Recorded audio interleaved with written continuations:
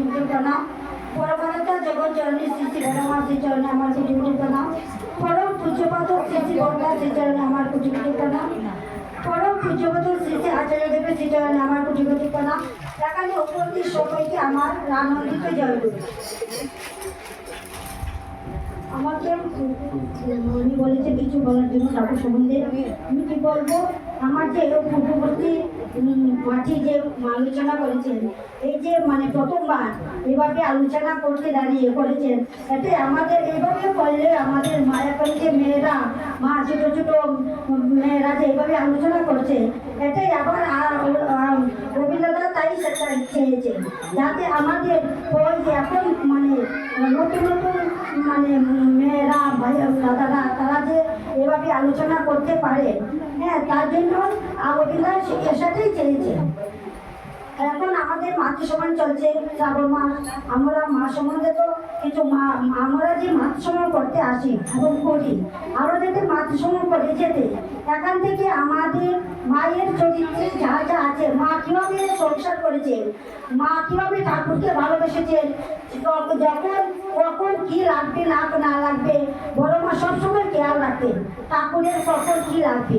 সেই যে আমরা বড় মাকে যাতে লক্ষ্য করে চলি এবং আমাদের সংসার যদি আমরা সেইভাবে চালিয়ে নিতে পারি। আমাদের এখন আমাদের ডিপ্লোয়ার্কের কথা, আমি কিছুদিন আগে দেওঘরে গিয়েছিলাম।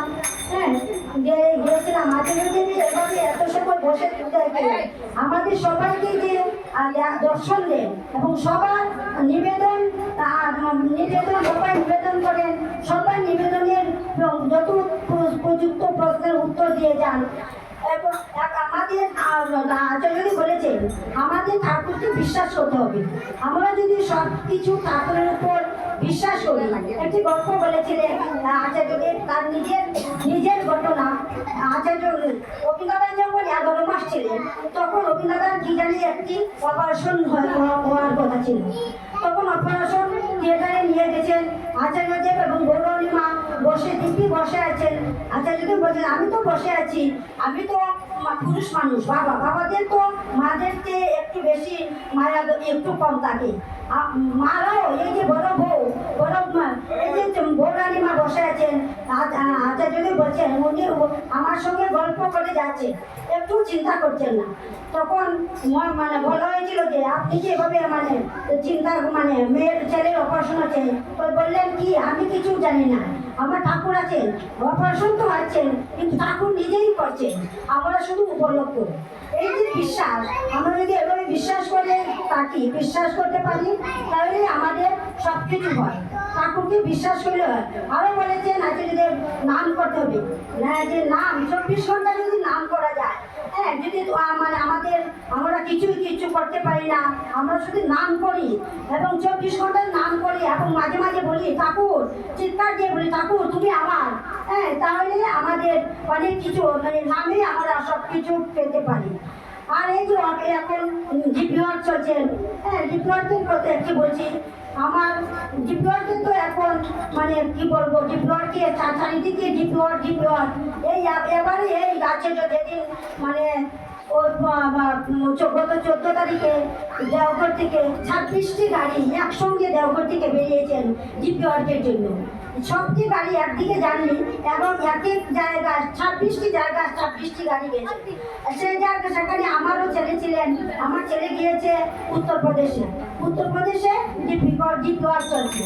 ওরা যে কীভাবে ডিপ্লোয়ার করছে যেখানেই যায় শুধু বলে যে আমার ঠাকুর বলেছেন আচার্যদেব আমাদেরকে পাঠিয়েছেন আপনারা কেমন আছেন তা জানার জন্য।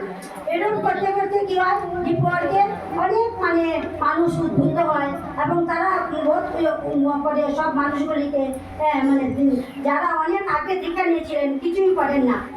আবার একটি জায়গায় কিছুদিন আগে সিমলা গিয়েছিলেন। সিমলা আমার ছেলে গেছেন, তার সাথে অনেক ছিল। এক জায়গায় গেছে একটি বিরাট একটা স্কুলে, বহুত বড় একটা স্কুল। সেখানে কথা ছিল তারা যে দেখছেন যে এই জায়গায় এক সময় 35 জন মানুষের দীক্ষা একদিন হয়েছিল। কিন্তু তারা যখন গেলেন সেখানে যাওয়ার পরে স্কুলটিতে গেলেন তারা একটি সাদা গাড়ি নিয়ে গিয়েছিলেন এবং সবাই সাদা ড্রেস পরেছিলেন। এসে স্কুলে মানে দারোয়ান মানে গেটম্যান থাকেন, কাউকে ঢুকতে দেন না, কিন্তু কি জানি কি ঠাকুরের দয়া ওদের গাড়ি আটকায়নি এবং ওদেরকে ঢুকতে দিয়েছেন।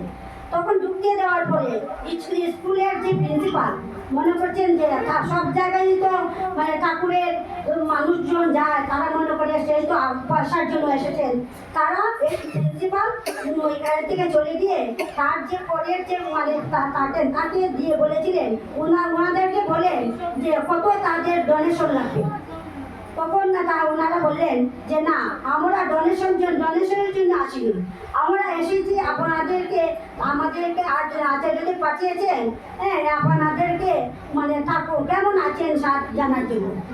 তখন প্রিন্সিপাল ম্যাডাম যখন শুনছেন যে তোরা ডোনেশনও নেন না, কোনো কিছু নেন না, হ্যাঁ ওনারা শুধু জানতে এসেছেন যে কেমন আছে আমরা সেটা জানার জন্য।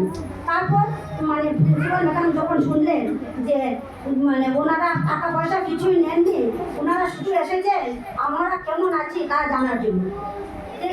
মানে কি বলবো, সেই প্রিন্সিপাল ম্যাডামের হাজবেন্ড, তাদের পরিবারে তারা সবাই দীক্ষিত ছিলেন। তারা তখন প্রিন্সিপাল ম্যাডাম তখন স্বীকার গেলেন, হ্যাঁ আমরা অনেক আজকে দীক্ষা নিয়েছি কিন্তু কিছুই করি না। তখন ওই যে আচার্যদের যে জানেন যে মানে কোন জায়গায় গেলে তখন মানে আমাদের আগে যারা দীক্ষা নিয়েছিল তাদেরকে মানে কীভাবে আমরা আবার ঠাকুরের সঙ্গে যুক্ত করবো। এই প্রিন্সিপাল ম্যাডাম তখন নিজেই এসে তাদের কাছে স্বীকার করলেন, হ্যাঁ আমরা তো ইষ্টভীতি করিনি। তখন তিনি স্বীকার করলেন যে হ্যাঁ আমি ইষ্টভীতি আজকে থেকে আমি করবো। আর তা তো বললেন, আরও বলেছিলেন ওনাদেরকে যে আমি ঠাকুরকে কিছু অর্ঘ দিতে চাই, কিছু প্রণামী। তখন ওনারা বললেন যারা গেছেন আমরা নেব না, আপনাকে আমরা মানে বলে দিব কিভাবে মানে ঠাকুরকে প্রণামী দেওয়া যায়। আমাদের হাতে আমরা কিছুই দেবো না, আপনাকে বুঝিয়ে দেব, আপনি ইষ্টভীতি দেবেন বা ঠাকুরকে প্রণামী দেবেন।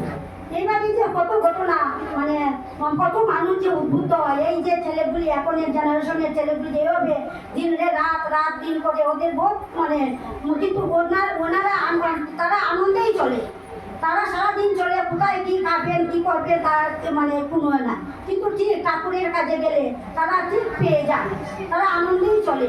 আমি আমার ছেলেকে দিয়েই বুঝি, সারাদিনের পরে যখন রাত্রে ফোন করে মা আমরা অমুক জায়গাতে গিয়েছি, তোরা দিতে মানে পুনঃস্মরণ হয়েছে, হ্যাঁ তখন বেশ আনন্দ লাগে। ওদেরকে দেখলে মনে হয় না যে এত সারাদিন যে মানে আরও আমার মানে আমি কি বলবো ঠাকুরকে পেয়ে আমি যে কত মানে কিছুই করিনি, কিন্তু আমার জানি না আমার ছেলেটা যে এভাবে ঠাকুরের কাজ করছেন, হ্যাঁ এত ঠাকুর এত সুযোগ সুবিধা দিয়েছেন ওকে, ও চাকরিও করছে, কিন্তু ঠাকুরের দয়ায় ওর চাকরিটা ওর ল্যাপটপে ও যেখানে যায় সেখানে ও যখন তার অফিস টাইমের সময় হয় ল্যাপটপ নিয়ে বসে যায়, সেটাও তো কত বড় সৌভাগ্য। হ্যাঁ অফিসও করতে পারছে এবং ঠাকুরের কাজও করতে পারছে।